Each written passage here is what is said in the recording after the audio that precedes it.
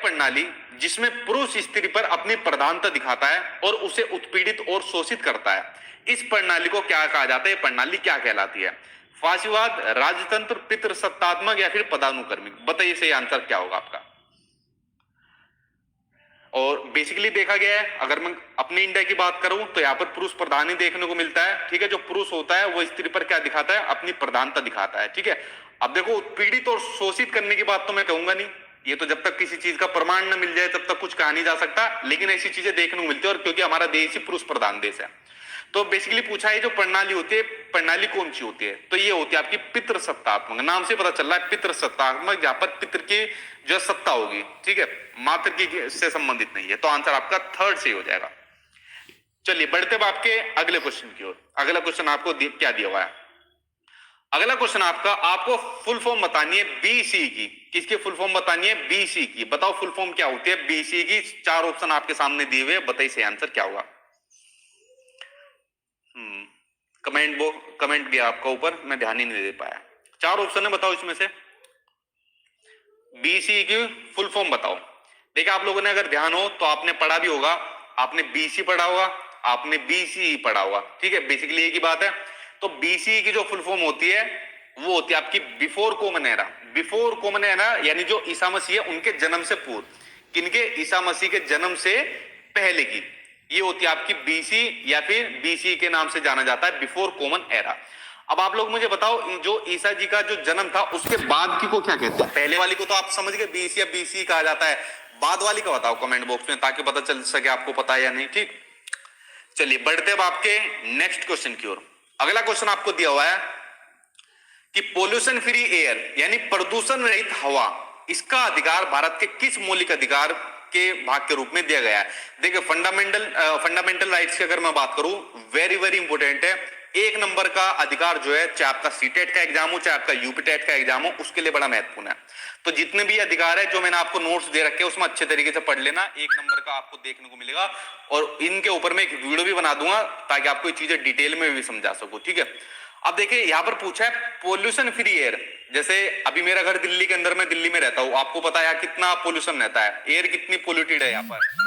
तो ये क्या होता है, हमारे अधिकार होते हैं। बेसिकली हमारे कितने अधिकार है? हमारे 6 अधिकार है। ठीक है, तो 6 अधिकार में से जो इसका आंसर, जैसे मैं बता देता हूं आपको, जीवन का जो अधिकार है ये भी हमारे फंडामेंटल मेंटल राइट्स के अंदर आता है। हमको प्रदूषण रहित हवा चाहिए, हमको प्रदूषण रहित जल चाहिए, जल और हवा हमको क्या चाहिए? प्रदूषण रहित। ये हमारे जीवन के अधिकार है, जिंदा रहने के अधिकार में शामिल होता है। तो आंसर आपका इसके अंदर थर्ड सही हो जाएगा, जीवन वाला सही हो जाएगा। ठीक है, बाकी 6 फंडामेंटल राइट्स को आप लोग देख लेना, जो 6 अधिकार है। ठीक, चलिए बढ़ते अब आपके अगले क्वेश्चन की ओर। अगला क्वेश्चन आपका कि क्लाइमेट माइग्रेशन यानी ऋतु प्रवास, इससे क्या अभिप्राय है? बताओ, सिंपल यही चीज पूछी जाती है। बताओ भाई क्लाइमेट माइग्रेशन होता क्या है? इसके बारे में बस आप लोग इतना ही जान लीजिए जितना हमसे पूछा है और जितना पूछा जाता है। देखो जो क्लाइमेट माइग्रेशन होता है, बेसिकली क्या होता है, जो ये होते हैं गांव के लोग ज्यादातर जो होते हैं, ये नए चरागाहों की खोज में अपने पशुधन के साथ, पशुधन मतलब जो गाय भैंस बकरी इनके पास होती है, इनके साथ लोगों की ऋतुवत जो गतिशीलता करते हैं, इधर से उधर जाते हैं, एक जगह से दूसरी जगह, ये होता है आपका क्लाइमेट माइग्रेशन। इससे अभिप्राय ये आंसर आपका पहला से हो जाएगा। ठीक है, एनसीईआरटी की बुक में यही चीज दी हुई थी। चलिए बढ़ते अब आपके नेक्स्ट क्वेश्चन की ओर। नेक्स्ट क्वेश्चन आपका पॉपुलेशन डेंसिटी यानी जनसंख्या घनत्व, इससे क्या मतलब है? जनसंख्या घनत्व से क्या मतलब है? किसी क्षेत्र विशेष में रहने वाले लोगों की संख्या, एक निश्चित अवधि के दौरान लोगों की संख्या, अर्थ सरफेस पर लोगों के फैलने का स्वरूप, या फिर पृथ्वी के पृष्ठ के एक इकाई क्षेत्र में रहने वाले लोगों की संख्या। बताओ पॉपुलेशन डेंसिटी क्या हो जाएगा? बड़ा अच्छा क्वेश्चन है, महत्वपूर्ण क्वेश्चन है पॉपुलेशन डेंसिटी का। और एक काम और करना, 2011 की आप लोग देख लेना, जो सेंसस की जो आई थी, जनसंख्या के जो आंकड़े आए थे।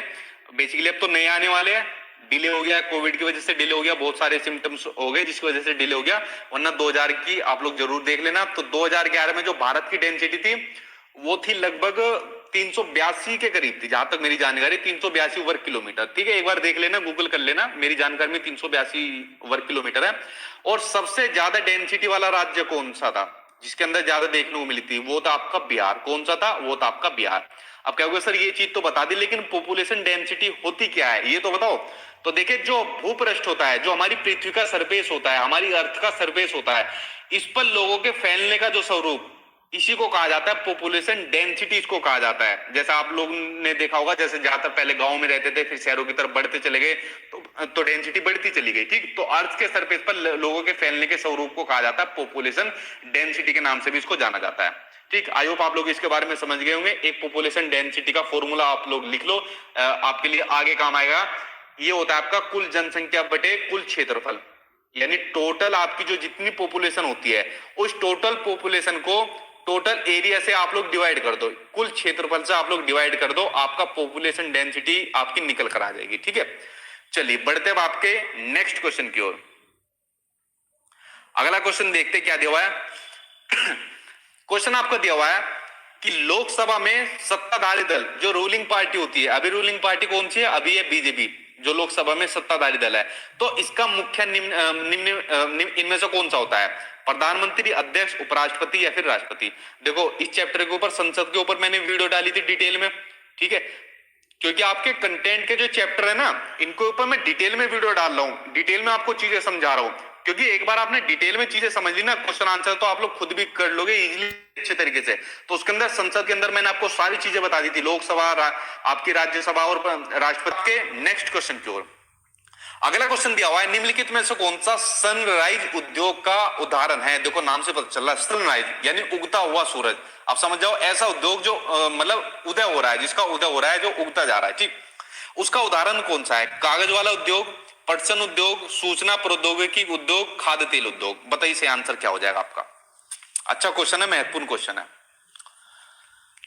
देखिए, अगर बात करूं सनराइज उद्योग की, ठीक है, जो बढ़ता ही जा रहा है, तो हो जाएगा आपका आईटीआई, सूचना प्रौद्योगिकी उद्योग। ठीक है, जैसा आपको पता भी होगा, आपका सीटेट का एग्जाम भी इस बार क्या होगा, ऑनलाइन हो गया। ठीक है, तो आपके इंफॉर्मेशन टेक्नोलॉजी से संबंधित जो भी इंडस्ट्री है, ये तो आपको एग्जांपल दिया है, इसका ज्यादा यूज हो रहा है, क्योंकि आज की डेट के अंदर आप लोग कुछ भी काम कर रहे हो ना, ऑनलाइन कर रहे हो, इंफॉर्मेशन टेक्नोलॉजी के थ्रू कर रहे हो। ठीक, तो आपका सूचना और सनराइज उद्योग आपका क्या हो जाएगा, ये सूचना प्रौद्योगिकी उद्योग हो जाएगा। उसके अलावा, इसके अलावा स्वास्थ्य और चिकित्सा लिख लो, स्वास्थ्य और चिकित्सा ये भी इसके अंदर शामिल हो जाएगा। जैसे देखो, अभी कोरोना आया था, तो कोरोना के अंदर सारा सिस्टम फेल हो गया था, लेकिन ये उद्योग सबसे बढ़ता हुआ उद्योग है। ठीक है, इसको भी सनराइज उद्योग की कैटेगरी के अंदर रखा गया है। तो ये दोनों उद्योग को आप लोग देख लेना, दोनों महत्वपूर्ण है। चलिए फ्रेंड्स, देखते हैं आपका नेक्स्ट क्वेश्चन। अगला क्वेश्चन आपको क्या दिया हुआ है, क्वेश्चन आ गया आपका चाणक्य जी। ठीक है, मेरे फेवरेट चाणक्य जी जो है, मेरे फेवरेट है, बड़ी चीजें फॉलो भी करता हूं मैं इनकी, बहुत चीजें सही भी लगती है मुझे। आप लोग पढ़ना, जब कभी खाली टाइम हो आपके पास, जब जॉब लग जाए, जब जरूर पढ़ना। तो चाणक्य के अनुसार अनेक विचार एक पुस्तक में लिखे हैं, जिसे जाना जाता है अर्थवेद, अर्थशास्त्र, यजुर्वेद, धर्मशास्त्र। बताइए से आंसर क्या होगा। देखिए, आज की डेट के अंदर जैसा हमारा देश है भारत, तो हमारे देश भारत के अंदर प्रधानमंत्री अलग है, राष्ट्रपति अलग है, रक्षा मंत्री अलग है, उद्योग मंत्री अलग है, कृषि मंत्री अलग है, पता नहीं कितने मंत्री बने हुए हैं। अगर इनको मिलाकर बैठोगे ना, तो 70-80 मंत्री बन जाएंगे, लेकिन उस टाइम पे सिर्फ एक ही मंत्री थे। ठीक है, मतलब सारे विभाग के एक मंत्री, वो थे चाणक्य। अब सोच लो कितने दिमाग इनके पास होगा, कितने माइंडेड थे ये। ठीक है, इनकी एक फेमस बुक है जो बेसिकली आपसे पूछा है, तो फेमस बुक है इनकी अर्थशास्त्र। अगर आपने वाली चीजें पढ़ ली ना, तो आपको इतनी नॉलेज मिलेगी, इतनी जानकारी मिलेगी, अपनी जिंदगी जीने के लिए भी बहुत महत्वपूर्ण जानकारी मिलेगी। ठीक है, तो आंसर, सेकंड आंसर सही हो जाएगा। चलिए बढ़ते अब आपके अगले क्वेश्चन की ओर। अगला क्वेश्चन आपका कि अपने ग्रह, हमारा ग्रह कौन सा है, पृथ्वी, तो पृथ्वी के विषय में निम्नलिखित में से क्या नहीं कहा जा सकता। देखते हैं भाई हमारे ग्रह के बारे में क्या क्या बात हो रही है। यह ध्रुवों के पास थोड़ी चपटी है, बिल्कुल सही है। अगर पोल्स के पास आप इसको देखोगे तो थोड़ी चपटी आपको देखने को मिलेगी। इसके बीच में उभार आता है, ये भी सही बात है। इसको नीला ग्रह कहा जाता है, क्यों भाई, सबसे ज्यादा पानी इसी के अंदर देखने को मिलता है, तो पानी की वजह से इसको नीला ग्रह कहा जाता है। यह पूर्णतः गोल है, ये गलत कथन, गलत है। ठीक है, अब देखा, अगर आप लोगों ने अपने घर वालों को बताया ना, मम्मी पापा दादा दादी को, कि हमारे सर कह रहे पृथ्वी गोल नहीं है, कहेंगे तेरा सर तो पागल है, कुछ नहीं पता उन्हें, हम तो शुरू से पढ़ते आ रहे पृथ्वी गोल है। ठीक है, देखिए, पृथ्वी कभी भी गोल नहीं, ना तो थी, ना है और ना ही होगी। ये कंसेप्ट बिल्कुल गलत है कि पृथ्वी गोल होती है। पृथ्वी जो है ना, पृथ्वी का अगर आप लोग कभी देखोगे तो इस तरीके से होती है पृथ्वी, जैसा आलू टाइप होती है। क्यों, आप लोग सिंपल से एक बात बताइए, जैसा आप लोगों का जो चेहरा हो गया, आप लोगों का ये चेहरा होता है, आंख ये हो गई आपकी, ठीक है, ये आपकी नाक हो गई, ये क्या बनेगी नाक की जगह, ठीक है, ये आपके होठ बन गए, तो ये गोल चेहरा, क्या किसी का बिल्कुल गोल चेहरा आपने देखा है? तो उसी तरीके से जो पृथ्वी होती है ये कभी गोल नहीं होती, ये ऐसी होती है, चपटी होती है पृथ्वी, ठीक है। तो ये ऑप्शन बिल्कुल गलत है कि पृथ्वी पूर्णतः गोल होती है। जब इसके बीच यही आ गया कि पोल्स के पास थोड़ी चपटी है, तो इसी से अंदाजा लगा लो आप लोग इसके बीच में उभार आता है, ठीक। तो आंसर आपका 4 से हो जाएगा, ये नहीं कहा जा सकता हमारी पृथ्वी के बारे में, ठीक है। चलिए बढ़ते हैं आपके अगले क्वेश्चन की ओर। अच्छा, घर वालों से कितने भी आप लोग आर्गुमेंट कर लो, वो कहेंगे तुझे कुछ ना पता। एक डायलॉग होता है, मैं अपने घर में कुछ बात करता हूं, तुझे कुछ नहीं पता। आगे देखते हैं अगला क्वेश्चन क्या है। भारत के संविधान के अनुसार संविधान से आपके कम से कम 2 नंबर देखने को मिलेंगे, बड़ा महत्वपूर्ण आपका संविधान वाला। यूपीटेट वालों के लिए तो बहुत महत्वपूर्ण है, सीटेट के अंदर जिनका सोशल साइंस है उनके लिए भी महत्वपूर्ण है। तो भारत के संविधान के अनुसार निम्नलिखित में से कौन सा मौलिक अधिकार, देखो आ गए आपके फंडामेंटल राइट आ गए, कौन सा मौलिक अधिकार नहीं है? देखिए फंडामेंटल राइट कितने बताए थे मैंने आपको? 6 बताए थे। अब इसमें पूछा है इनमें से कौन सा नहीं है। बेसिकली जो हमारे पहले अधिकार थे वो पहले हमारे 7 अधिकार थे, जो पहले फंडामेंटल राइट थे, जो हमारे 7 अधिकार थे। लेकिन एक अमेंडमेंट हुआ था, अमेंडमेंट था आपका 44th संविधान संशोधन हुआ था। तो इस संविधान संशोधन के अकॉर्डिंग जो संपत्ति का अधिकार था, संपत्ति के अधिकार को फंडामेंटल राइट से हटा लिया गया था। जो पहले टोटल 7 थे, तो 7 में से जब संपत्ति के अधिकार को हटा लिया तो टोटल कितने बच गए? टोटल बच गए आपके 6 अधिकार बच गए, ठीक है। तो संपत्ति के अधिकार को क्या काम कर लिया था? इसको हटा लिया गया था, इसको वैधानिक अधिकार इसको बना दिया गया था। तो फंडामेंटल राइट में कौन सा नहीं है? संपत्ति का अधिकार फंडामेंटल राइट में है। बाकी शोषण के विरुद्ध अधिकार, धर्म की आजादी का अधिकार, शिक्षा का अधिकार, ये हमारे मौलिक अधिकार है। और बाकी के अधिकार आप लोग कमेंट बॉक्स में बताओ, वरना नोट्स के अंदर ध्यान से पढ़ना।